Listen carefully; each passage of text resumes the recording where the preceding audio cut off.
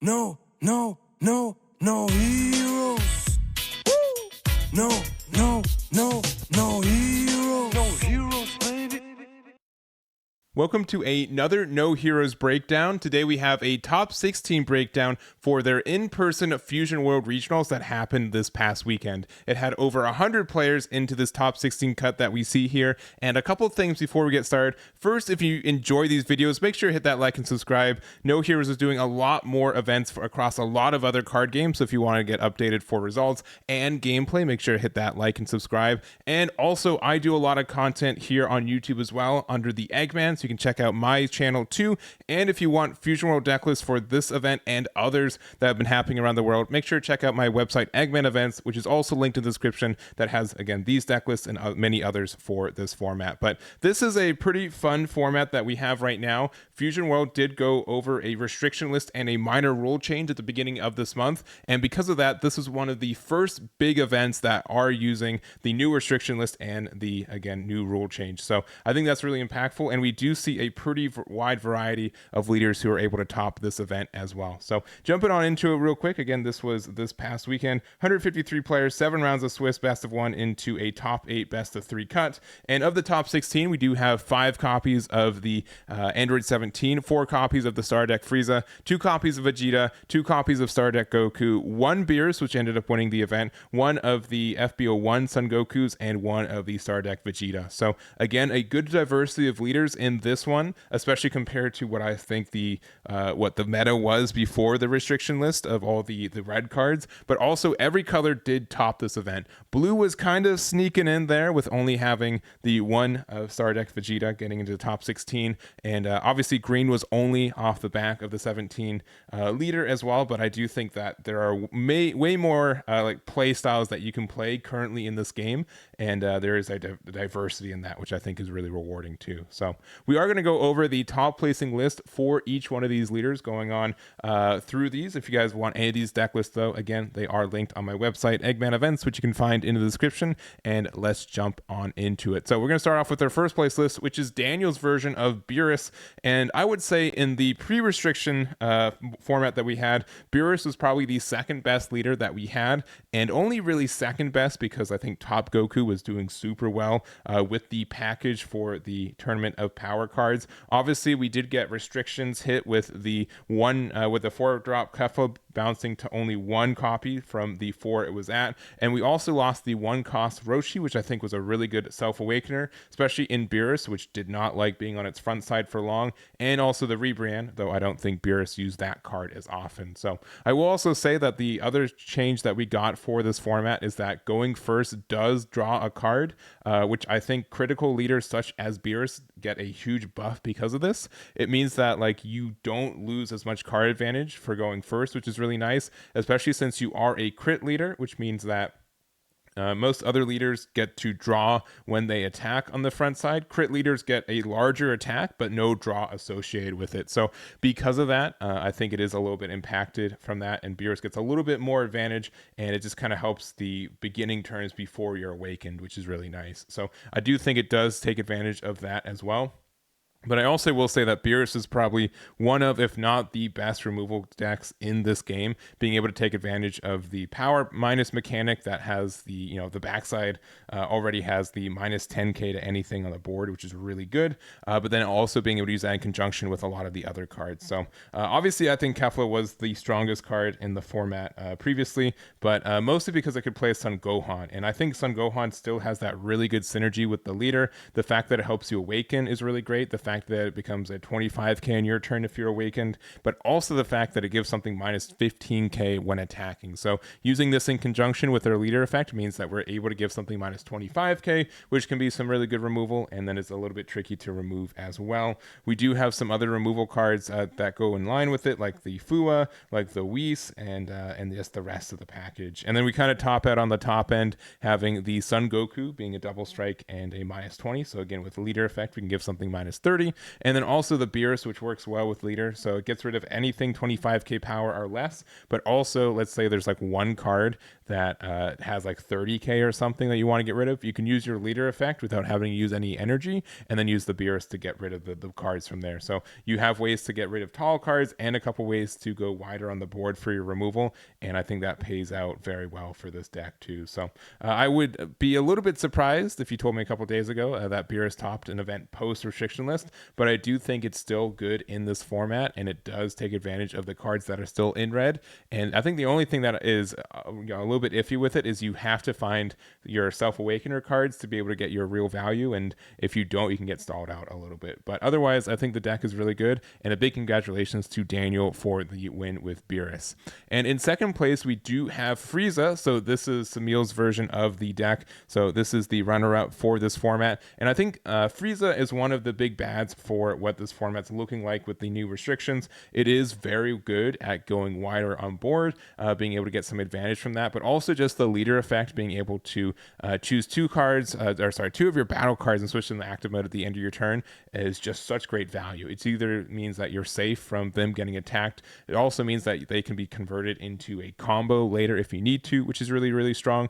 And we did get a fantastic card in set 2, which is the 4-drop Son Goku. So this says, on play and when attacking, choose up to one of your opponent's rest mode battle cards, and it can't switch to active mode during your opponent's next turn. So not only that, the effect is really good. It can essentially stun 2 cards on your opponent's board, but also the fact that it's a 25k and a 10k combo that you would want to play on curve. Like, this card is just super well statted for what the deck wants to do. So especially since, again, like, you can use the effect, you can use Frieza to restand it, and then you can use the effect again next turn very easily, unless they have a hard removal for it. So I do think that's really impactful for this leader in general. Other than that, we do just use what we used to use, like the Ginyu Force package, being able to use like Raccoon to Self-Awaken, to play like the 2-drop Ginyu to get the energy back from that, which is really nice. And then we also do have like the new Vegeta and Bulma package. So just being able to say, oh, your rest mode battle cards can't be KO'd by your opponent's skills, but also on play, add up to 1 card from your life to your hand, then choose up to 1 battle card that costs a 1 or less. Or you get to play 1. So we can play the Ginyu, Frieza, Sorbet, but also the Bulma, which has this activate battle switch to rest mode effect, which if we're able to be awakened, we're able to keep restanding this and get this effect on your opponent's turn too, which is quite nice. So other than that, I think Frieza is probably the best value deck that we have right now. We do have some late game contenders, including the 5 cost and the 6-drop Golden Frieza. Being able to use this to prevent at least green from going off immediately does buy you another turn, and it's a 40k, which is quite nice as well. So in general, I like this deck a lot. I think it's going to be very, very popular for the rest of this format, and big congratulations to Samil for their second place finish there. And then finishing off our unique leaders in top 4, we have Itgel with their version of Vegeta. So Vegeta's the other yellow deck that's in this format, and I would say that Frieza is more consistent with it, but Vegeta is better in some other scenarios. We do have a lot of kind of interaction that Frieza doesn't get. I'd say Frieza gets more straight value, but the Vegeta does get like a lot of sneaky value too. So we will notice that we're seeming like the deck list looks really similar to Frieza though. If you switch the leaders and didn't tell me about it, I would probably believe that this was a pretty functional Frieza list. And the only things that would really catch me off guard is the fact that we are playing 4 copies of the Time Round, which lets us get a 20k for 1, which is great, and being able to switch one of your battle cards active mode. So it's kind of like a defensive extra card that we can use with their leader effect. And also the Blue Power Awakening, being able to use this to KO one of your opponent's rest mode cards, are being able to give plus 25k for the activate battle. So the fact that we do get 2 energy every turn at the end of our turn is great, and has been historically very good in Dragon Ball card games. So we'll see how good Vegeta becomes with this later, but in this format I think he's good. You can still take advantage of the 4-drop Goku and the rest of the package. The only issue I'd say is that we don't really have as much consistent card draw, and the fact that we kind of have to use the Time Round to be able to restand our cards. It's just a little bit trickier to get that consistent value, where I think Frieza gets that very easily just with the end of turn restand too. But I like the deck a lot. I think Frieza's as viable right now, at least can top. I'm not too surprised with it, and congratulations to Itgel for their finish with the Vegeta here. Then moving into the top 8, we did have 2 copies of the starter deck Goku, who ended up in that top 8. So we've got Manuel's version of it here, as well as Robin's version, and I think starter deck Goku kind of took off from where like the top coup stopped, and the fact that we wanted to be a little bit more of the value oriented stuff. We will notice that there's a lot of cards that are similar to the Beerus build, and also notice that every red leader topped in this format besides top coup. So I think that we do have like different flavors of kind of the same builds, where Beerus is more of a removal build. I think Goku is more of like a value build for red, because we do get that leader effect on the backside to be able to get plus 5k activate battle on either player's turn once per turn. So I do think that's great, especially when we have new cards like this Android 17, making our leader 25k, being able to protect this from being KO'd when we're awakened. I think all that's very, very good for this Goku leader as well. So again, we do have some removal for us. We still play the Kefla, even though it's only at 1, and there's some really nice text for this one too. And then looking at Robin's build of it as well, pretty similar. I'd say like we are focusing a little bit more on the removal engine. We do have like some big value from like the 30k Analyza just to have a vanilla here that ends up being a tournament power, so we can find it off the Basil, which is really, really nice. We do have like some more top end removal too. For example, the Rumshi, being able to choose up to one of your opponent's battle cards with 30k power or less and KO it is pretty great. We do have again like our Goku or Beerus, and then just a lot of our good red value cards for the mid game. So we do wrap it up with a God Kamehameha for some straight removal as well. But I think like this is just like generically the best red deck that we have. Maybe not the best in the format, but generically, if you wanted to have just a really like an open-ended deck list for what red needed to be like and look like, the fact that it just gives this generic plus 5k is very good. And I think there's some really good room for some creative builds with this leader too. So these are Manuel's and Robin's builds, and congratulations for their top 8 with Goku. And then also into the top 8, we did have Enrico with their version of the Android 17. So I do think Android 17 has gotten a lot more popular with the restriction list. I think most of it's off the back of just how good this 17 and 18 card is. The fact that it ramps you a card for essentially 1 energy on a 20k body that also is a 10k. Like this card's actually pretty cracked. Like if you've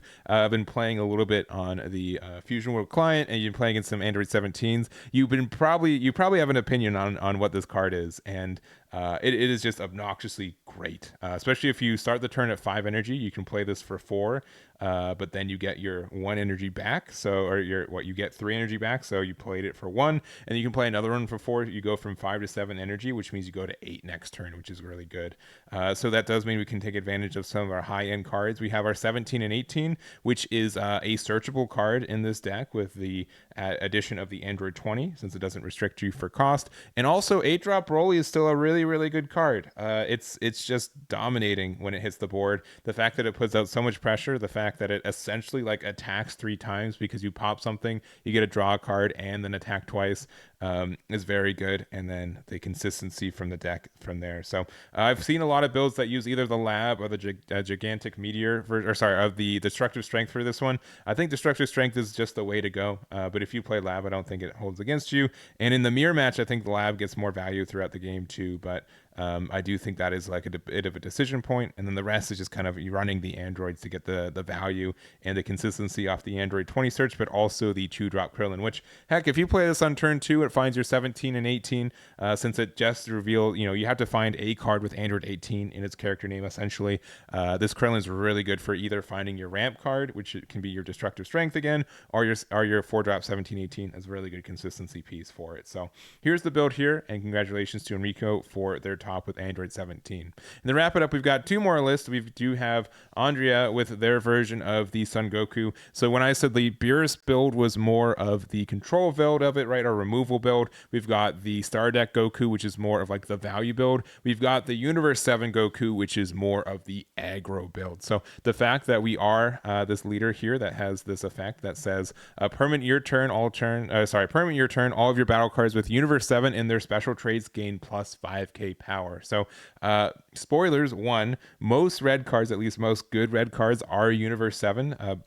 So you are able to get a lot of advantage. So like, for example, the Son Gohan Adolescence, sure, it was a tournament power card, but they also gave it Universe 7. So on your turn, if you're awakened, this becomes a 30k attack that also gives something minus 15. So if, for example, if you're attacking into a Broly and you use this Son Gohan effect on it, you essentially attacked 45k into it, right? Because you're a 30k 30k and you gave it minus 15, that's a lot of value for just one card like this. We also do take advantage of like Android 17 being able to be a 30k and making our leader 25k.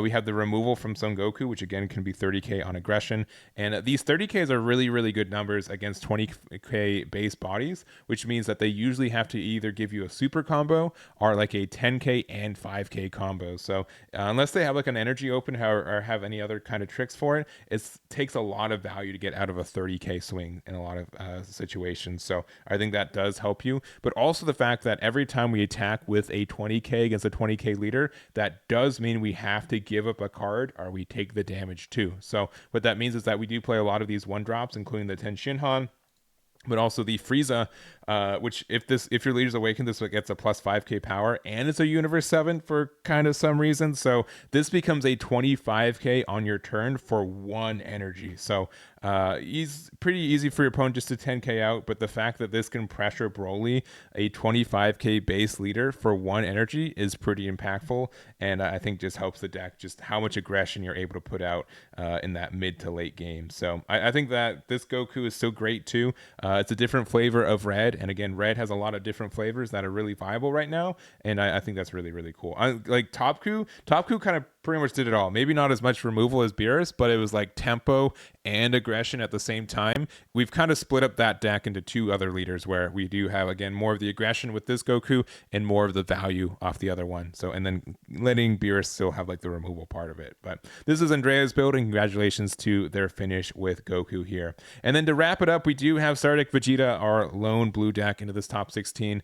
And blue's kind of like in this weird spot, I think, in this format. I think it was pretty viable at the beginning of this because it did have some good removal tools specifically for what Topku was putting out. Specifically, that is like the Sinister Sickle, being able to bottom deck 2 cards. And I still think this is a really good card against stuff like the Frieza, which likes to put out these 3s and 4 costs, so you can get rid of those pretty easy. The fact that you do get rid of their 4 cost of the Goku is great. And then you can also put it in conjunction with the 3 cost Vegito.